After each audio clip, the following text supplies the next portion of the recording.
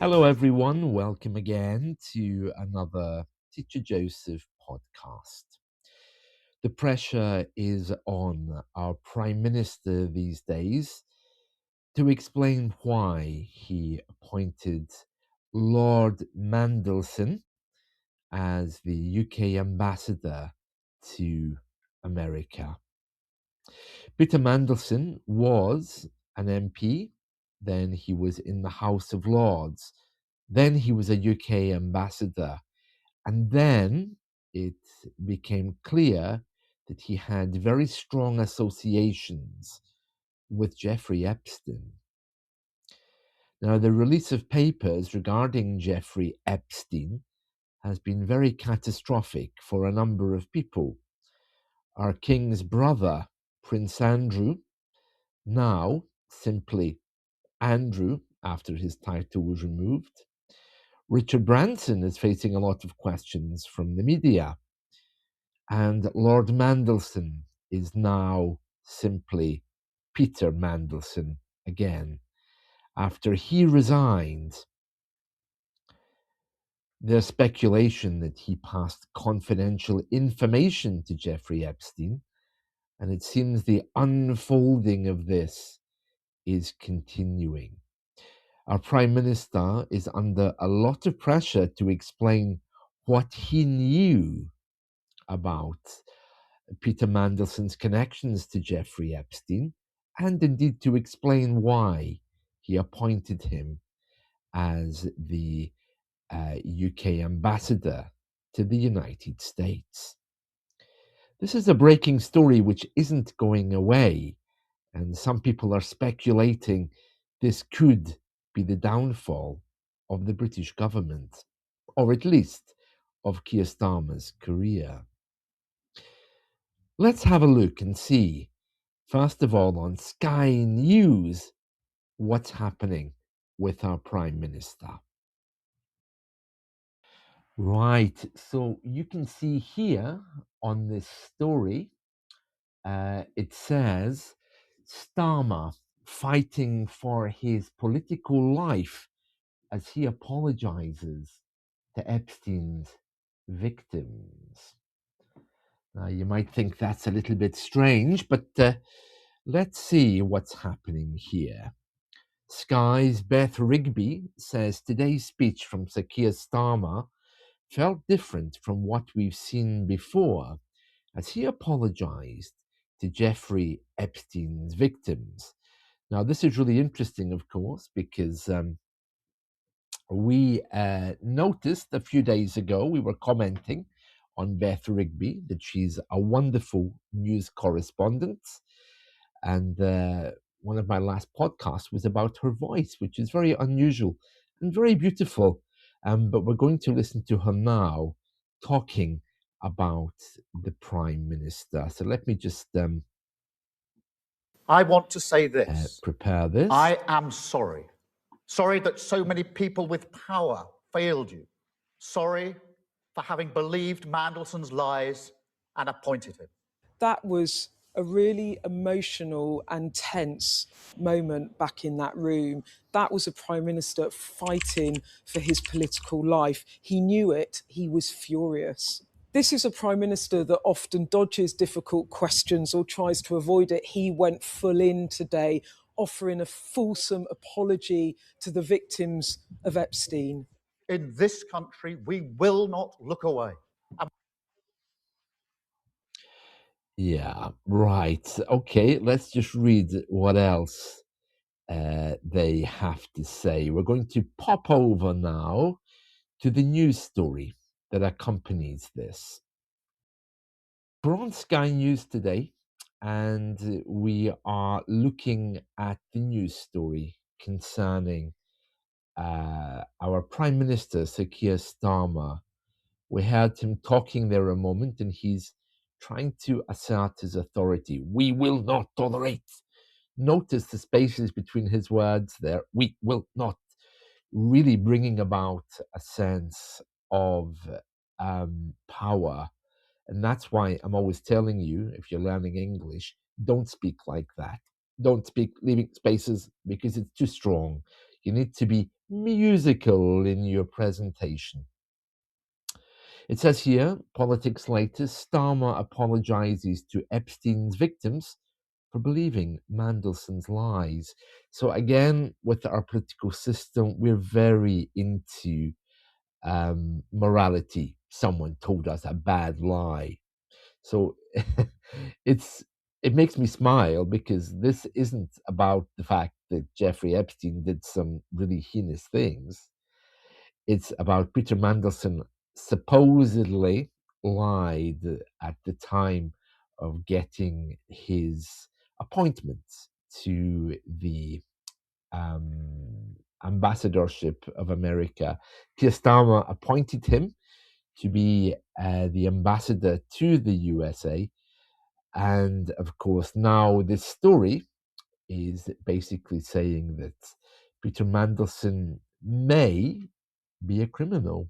He may have passed documents or confidential information to Epstein. We don't know. So it says here, Sir Keir Starmer has apologized to the victims of Jeffrey Epstein over his appointment of Peter Mandelson as US ambassador. It comes as anger grows among Labour members of Parliament over the government's handling of the affair. And there he is.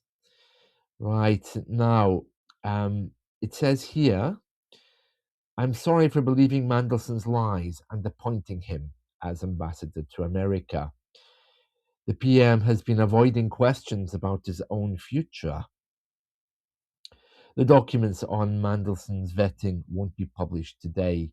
Yeah, so basically the government are going to publish everything they knew about Peter Mandelson's appointments, whether they knew about his close associations with Jeffrey Epstein, and exactly what was discussed when he was appointed. Apparently they did know something, but they didn't know to what extent. The PM's chief of staff, the Prime Minister's chief of staff, safe in his job, says Cabinet Minister. I'm not sure what that's all about. Badenoch, the opposition, the Conservative leader, says she would now welcome a general election. Another Labour MP here is saying Starmer hasn't got a long future. And Beth Rigby, Starmer, a PM fighting for his political life. So the Prime Minister has apologised to the victims of Jeffrey Epstein for appointing Peter Mandelson as the UK's ambassador to the US and for believing his lies. It's always like that with us. It's always about, oh, you're a bad man, you tell lies.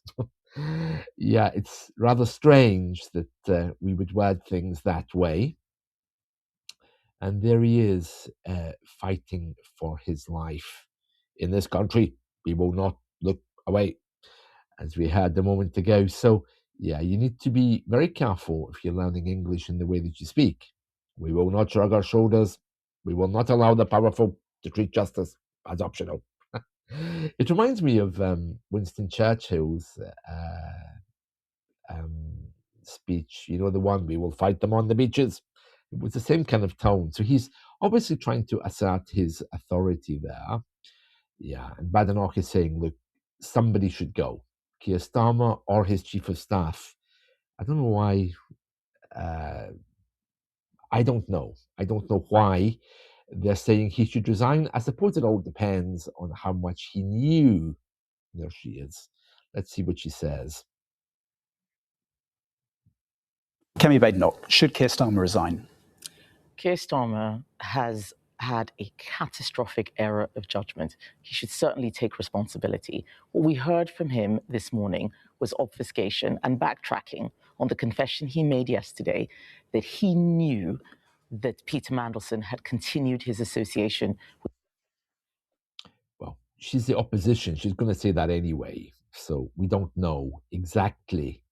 But she's saying that she would welcome a general election. I don't know the ins and outs of it, but they are saying here that he hasn't got a very long future. This is someone called Graham Stringer. So there we are. Right, so what happens next then? Well, there's a few different scenarios. One is that the Prime Minister could just resign. I mean, they never do. They always keep saying that they'll never resign until they actually resign. Okay, so that's one scenario. A second scenario is within his own party, there will be people chatting and gathering to discuss how to get rid of him. I mean, he's been, I think, fairly unpopular for quite some time now.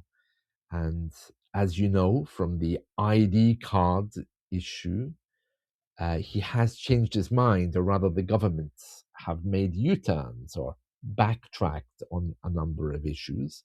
So there will be people in the background waiting, like birds circling, to come down and to try to get rid of him. What would that look like? Well, they could have a vote of no confidence. That's when they simply vote on whether they want him to continue. That's one way of getting rid of him. What else could happen? Well, I don't think there would be any kind of general election. Of course, that's what the opposition wants, but I'm not sure whether that could happen. I mean, certainly they could get rid of him and bring in somebody else. I don't know who the next candidates would be. But if he resigns, I don't think it automatically triggers an election. But he could call one. The Prime Minister could also say, well, I know I'm not popular, let's call an election. Because, as we've discussed before, the local government elections will be coming up, supposedly in May time, although I think some of them are getting delayed now. So that's a possibility. He could say, let's have an election, but I don't think he will. It would be stupid because he's not going to win, is he? So probably the most likely scenario is that they'll have a vote of no confidence and they'll remove him, or he'll simply resign. I think those are the two likely outcomes of this. I mean, there might be an election, but I don't think it's automatic because they have a vote of no confidence in the Prime Minister. But we'll have to wait and see.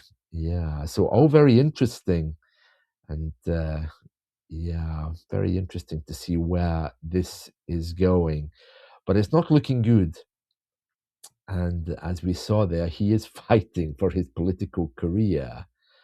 And he hasn't really been in power so long. So that's another thing to take into consideration, you know.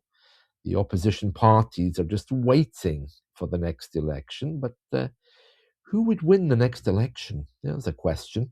Nigel Farage's party is waiting in the wings to make a lot of good progress. I'm not sure if they would win an election, but certainly they are around. So there's a lot of talk, but no doubt in the corridors of power, as we refer to for the House of Parliament, no doubt there's some big discussions going on about exactly how to remove him. And that's the danger, of course, in politics. You don't really know who your friends are. And 24 hours is a long time in politics. So who knows? In the next few days, his future could be sealed. Well, that's it from me right now. So I hope you've enjoyed this. Let's talk soon.